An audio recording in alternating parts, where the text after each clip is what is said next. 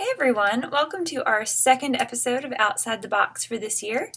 Today I wanted to share a project with you guys that Miss McReynolds and I came up with about 2 years ago.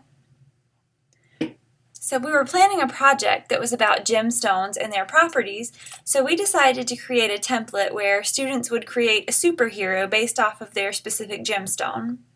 They had to do some research and learn a little bit about the different properties of their assigned gemstone, and then they would brainstorm to create a superhero that had those same characteristics. So this is a really creative project for the kids. They also got to come up with a backstory for their superhero and create a costume and come up with a lot of fun facts about their superhero. This is what our template looked like, so I'll just give you a short little walkthrough of the elements that we covered on the template. So the first thing that your students can do is go ahead and make a superhero name. They can assign it an age and a gender if you want. Then they have an opportunity to explain where the name came from. So this was a gemstone specific project, so they had the option of selecting which type of gemstone it was. Is it precious or semi-precious? And of course you can change that depending on what you're trying to teach. And then you can talk about the goal or purpose of the superhero, as well as its strengths and weaknesses.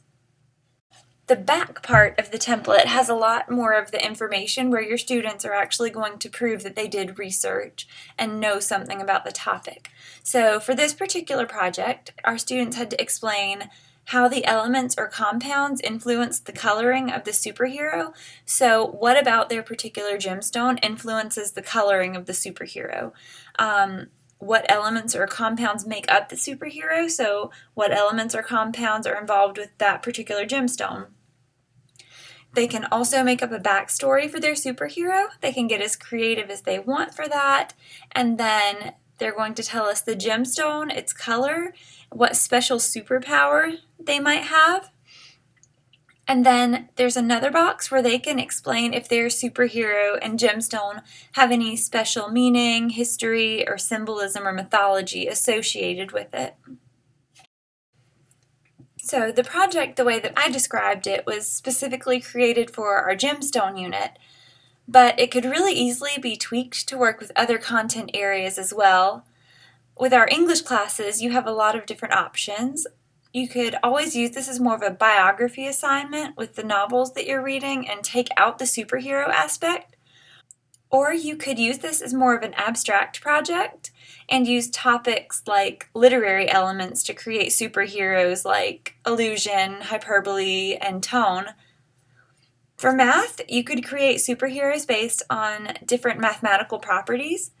Social studies is a lot like English in that you could use this as a biographical project about historical figures, or you could just use it as a creative project where you personify historical events as a superhero or a villain.